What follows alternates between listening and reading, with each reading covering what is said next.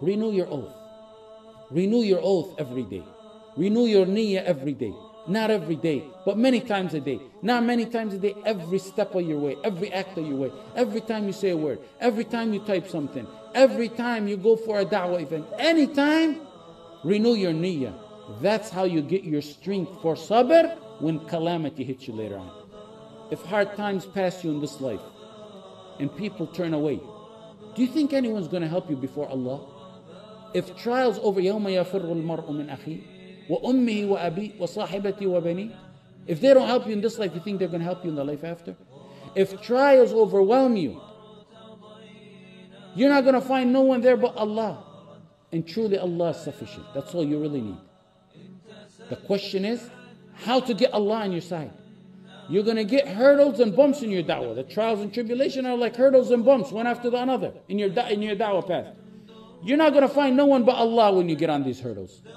So if you want Him to be there for you, make sure that every step of the way before you got to those hurdles, you were doing that which pleases Allah and not what pleases the masses.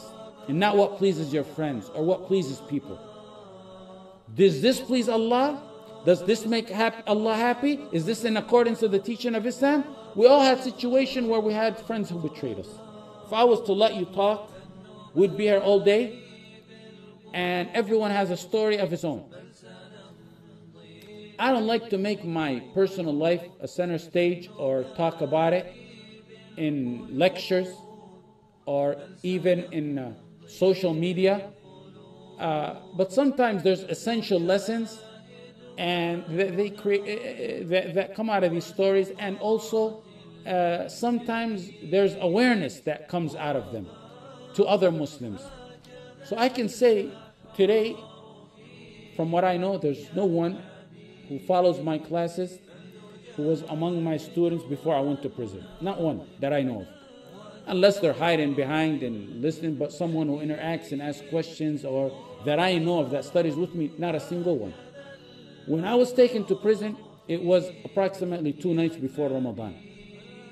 It was 2 nights before Eid al-Fitr.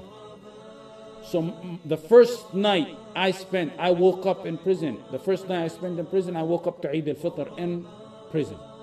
May Allah give my mother the highest firdaus, inshaAllah, for what she endured of hardship. The night before I went to prison, my father and I were invited to one of our students' house for iftar. And it was packed.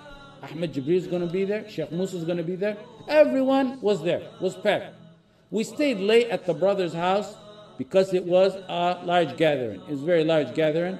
And I led the Taraweeh there. I was supposed to do a Khitm al-Quran somewhere else because it was Juz' Amma that I was going to do. And because there was a large gathering, I did it there in the house. We led the Salah there and we finished Juz' Amma. We finished the Khitm. My father said to the people, if tomorrow's not Eid, because tomorrow's a possibility of being Eid, if tomorrow's not Eid, everyone's invited to our house. Because we go by sight and we don't know if they still didn't pinpoint whether it was going to be Eid or the final day of Ramadan.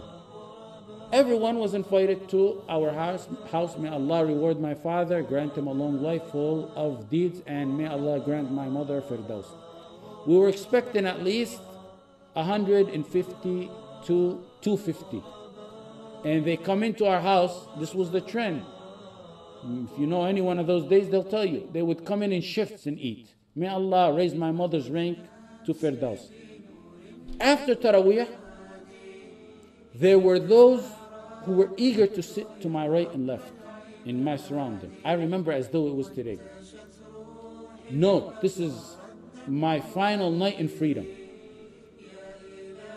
Even before that, when I used to go deliver lectures, it was common to go in a caravan. We'd go several cars. And I remember they would argue what's in the car with me. And even times brothers would come tell me, hey, they're arguing who's going to drive the car that you are going in. Wallahi, that happened. Many times. Let me say, when I walked in court for my sentencing, the courtroom was packed, shoulder to shoulder. But not a single believer in La ilaha illallah Muhammad Rasulullah except me and my father. All FBI prosecutors, all government agents, counterterrorism officers, agents from the lawyer said, these people truly hate you. I've never seen them do this to anyone before. Because when there's an audience in there, that puts an impact on the judge, because they don't know how they judge, so that usually puts an impact on the judge to give you a higher sentence.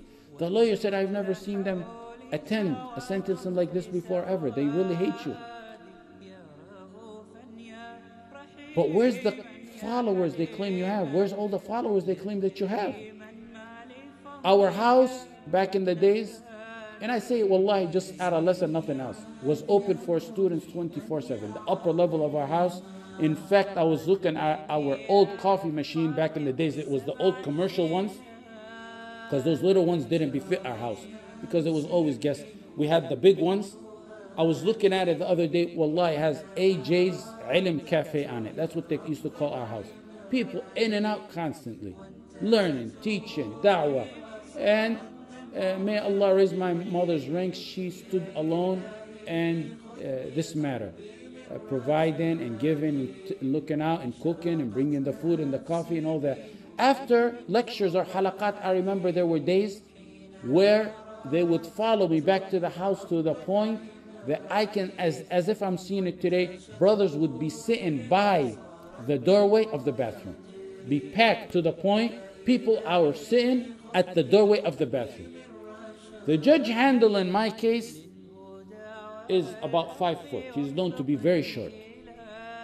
The lesson learned is, if not a single person stood in support before a 5-foot judge, do you think anyone will stand by your side when you're in the court of all courts before Allam al-Ghuyub, the one whose his kursi is bigger than the heaven and the earth? If they couldn't stand before a judge who's 5 foot tall, every step of the way, renew your oath. That's the lesson of it. Every step of the way, ask yourself, is this pleasing Allah? And if at times there's masses, when hardship strikes, they'll disperse, and then you only have Allah. So ask yourself before that, are you pleasing Allah? If you protected Allah back in the days, He's going to protect you. That's one of the best means of preserving patience in hardship.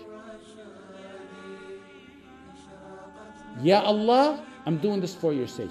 Always. That's the importance of intention.